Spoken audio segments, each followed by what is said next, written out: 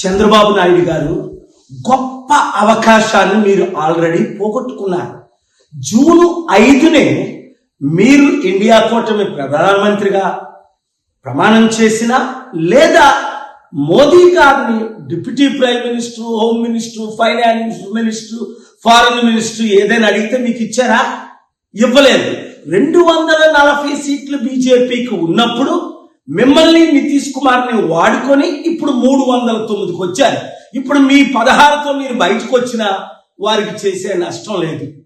అప్పుడే నేను చెప్పాను, ముందు కండిషన్లు ఆంధ్ర రాష్ట్రానికి స్పెషల్ స్టేటస్ ఇస్తానంటేనే నేను మీకు మద్దతు ఇస్తాను అని ప్రకటించమని.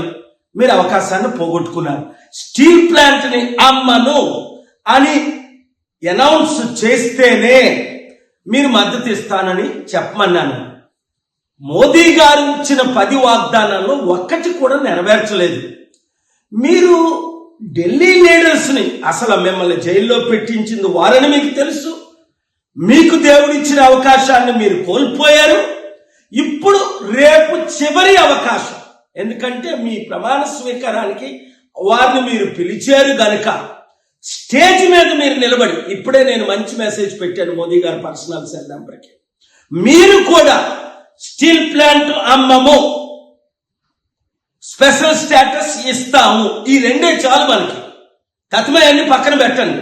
స్పెషల్ స్టేటస్ ఇస్తే 100,000 కంపెనీలు మనం తీసుకొచ్చి ట్యాక్స్ కట్టకుండా వారికి ఆ కంపెనీల ద్వారా లక్షల ఉద్యోగాలు ఇవ్వగలమని మీకు తెలుసు, నాకు తెలుసు. నేను చేస్తాను ఆ పని, మీకు మద్దతుగా ఉంటాను. కానీ మీరేమో స్వయం మైండ్తో వెళుతూ ఫెయిల్ అయిపోతున్నారు.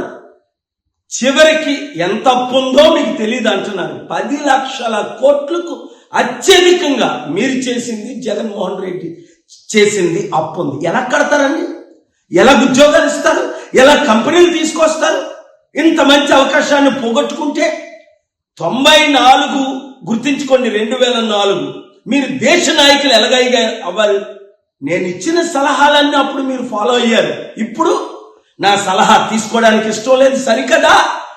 మీ బాలకృష్ణ అల్లుడిని గెలిపించడానికి నన్ను కూడా 6 లక్షల ఓట్లు నావి ఈవీఎం ట్యాంపరింగ్ చేసి ఇంత శత్రువుగా నన్ను ఎందుకు చూస్తున్నారు? ఇన్ని సంవత్సరాలు, 30 సంవత్సరాలు మీకు బ్లెస్సింగ్స్ ఇచ్చినందుక, సపోర్ట్ ఇచ్చినందుక, ఆశీస్సులు ఇచ్చిన, ఇప్పుడు కూడా మిమ్మల్ని నేను క్షమించి మీకు అండగా నిలబడి దేశంతో ప్రపంచాంతో పోరాడి రాష్ట్ర అభివృద్ధి కొరకు నేను సిద్ధంగా ఉన్నాను. మీరు సిద్ధంగా లేరు కదా? ఆలోచించండి, దైవ నిర్ణయాలు తీసుకోండి.